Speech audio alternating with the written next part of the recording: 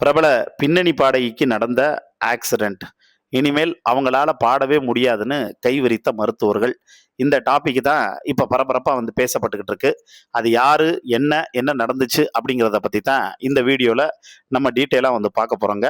அதுக்கு முன்னாடி நம்ம சேனலை சப்ஸ்கிரைப் பண்ணாம இருந்தீங்கன்னா மறக்காம சப்ஸ்கிரைப் பண்ணி வச்சுக்கோங்க.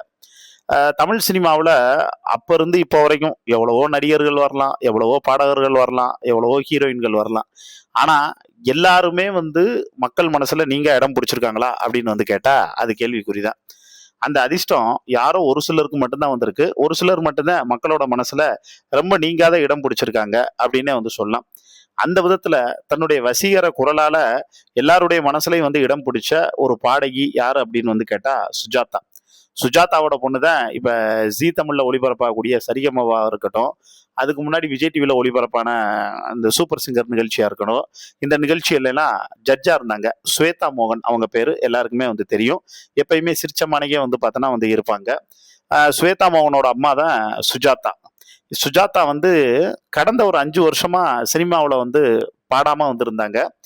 அது என்ன, ஏது அப்படின்னு அலசி ஆராய்ஞ்சு பார்த்தப்ப, அவங்களுக்கு ஒரு ஆக்சிடென்ட்டா அப்ப இருந்து உடல்நிலை சரியில்ல அப்படிங்கிற மாரியான ஒரு தகவல் வெளியாச்சு. அப்ப பிரத்யேகமா அவங்க சில பேட்டியெல்லாம் வந்து குடுத்திருந்தாங்க.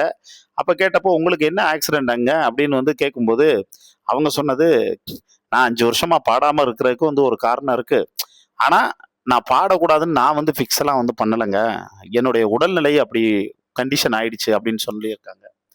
சுஜாதா வந்து இளையராஜா, ஏ.ஆர். ரஹ்மானு, வித்யாசாகர், அதுக்கப்புறம் எம்.எம். கீரவாணி, எஸ்.ஏ. ராஜ்குமார், மணி சர்மா போன்ற இசையமைப்பாளர்கள் படங்கள்ல எல்லாம் 20,000க்கு மேற்பட்ட பாடல்கள இப்போ வரைக்கும் அவங்க பாடி ஒரு ரெக்கார்டே வந்து பண்ணியிருக்காங்க அப்படின்னே வந்து சொல்லலாம். தமிழ் மட்டும் இல்லங்க. தெலுங்கு, மலையாளம், இந்தி, கன்னடா, மராத்தி உள்ளிட்ட பல மொழிகள்ல அவங்க வந்து பாடியிருக்காங்க. மிக முக்கியமான பின்னணி பாடகர்கள்ல சுஜாதா வந்து ஒருத்தவங்க. தமிழ் சினிமாவுல காதல் ஓவியம் அப்படிங்கிற அந்த பாடல் மூலியமா ரசிகர்களுக்கு அறிமுகமானாங்க. இவங்களுக்கு ஏராளமான ரசிகர்கள், ரசிகைகள் இப்போ வரைக்கும் வந்திருக்காங்க. சமீபத்துல ஒரு நிகழ்ச்சியில வந்து கலந்துக்கிட்டு விருது வாங்குனாங்க. அப்பதான் அ அவங்க பேசின அந்த விஷயம் ரசிகர்கள மிகப்பெரிய சோகத்துல வந்து ஆழ்த்துச்சு அப்படின்னே வந்து சொல்லலாம். அவங்க சொல்லும்போது, "கடந்த 5 வருஷமா நான் எந்த படத்துலயும் வந்து பாடல. அதே மாரி எந்த மேடையிலயும் பாடல. அதுக்கு காரணம் எனக்கு தொண்டையில ஒரு பிரச்சனை இருக்கு. அதனால என்னால பழைய மாரி, அதாவது முன்னாடி இருந்தது மாரி என்னால வந்து பாட முடியல. அதுதான் வந்து உண்மையான காரணம். எனக்கும் எப்பயுமே வந்து பாடிக்கிட்டே இருக்கணும்னு தான் வந்து ஆசை.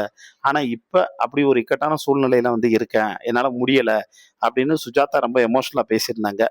இந்த நிலையில சுஜாதாவோட இந்த நிலைக்கு வந்து இசையமைப்பாளரோட ஏ.ஆர். ரகுமான் சகோதரி இருக்காங்கல்ல, அதாவது ஜி.வி. பிரகாஷோட அம்மா ரெஹானா, அவங்க வந்து ஒரு காணொளி வந்து வெளியிட்டிருக்காங்க. இரங்கல் காணொளி. அதுல என்ன சொல்லியிருக்காங்க அப்படின்னா, "என்னோட அம்மா மட்டும் இப்ப இருந்திருந்தா, சுஜாதாவுக்காக பிரார்த்தனை பண்ணியிருப்பாங்க. ஏன்னா, அவங்களுக்கு சுஜாதா மேல அவ்வளோ பாசம். இந்த வீடியோவ பார்க்குற டாக்டர் யாராவது தயவு செஞ்சு சுஜாதாவுக்கு உதவி செய்யுங்க. அவருக்கு தொண்டையில் சில பிரச்சனைகள் இருக்கு. அவரோட குரல் மீண்டும் கேட்கணும். அவரின் பாடல்கள நாம மீண்டும் வந்து கேட்டுக்கிட்டே வந்திருக்கணும்." அப்படின்னு அவங்களும் இவங்களுக்கு சப்போர்ட் பண்ணி எமோஷனலா ஒரு வீடியோ வெளியிட்டிருக்காங்க. அது இப்ப சோசியல் மீடியா முழுக்க முழுக்க பயங்கரமா வந்து பார்த்தேன்னா வைரல் ஆயிட்டு வந்து வருதுங்க. இத பத்தி உங்களுக்கு தோணக்கூடிய கருத்துக்கள, அதே மாரி சுஜாதா பாடுன பாட்டுல உங்களுக்கு ரொம்ப ரொம்ப புடிச்ச ஃபேவரைட்டான பாட்டு என்ன அப்படிங்கிறதையும் கீழ இருக்கக்கூடிய கமெண்ட் பாக்ஸ்ல மறக்காம மென்ஷன் பண்ணுங்க.